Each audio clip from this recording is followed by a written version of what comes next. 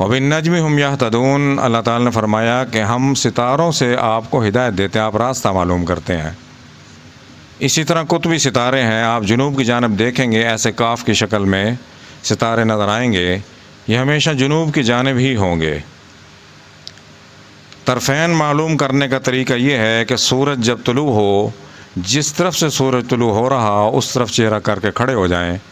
تو آپ کے سامنے مشرق ہوگی، آپ کے پیچھے پشت کی جانب مغرب ہوگی، دائیں طرف آپ کے جنوب، بائیں طرف شمال۔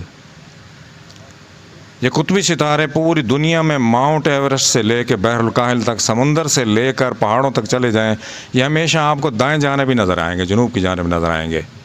تو اس سے راستہ معلوم ہو جاتا ہے کہ ہم اس وقت دنیا میں کس طرف ہے، مشرق کس طرف ہے، مغرب کس طرف ہے، خاص طور پہ رات کے وقت۔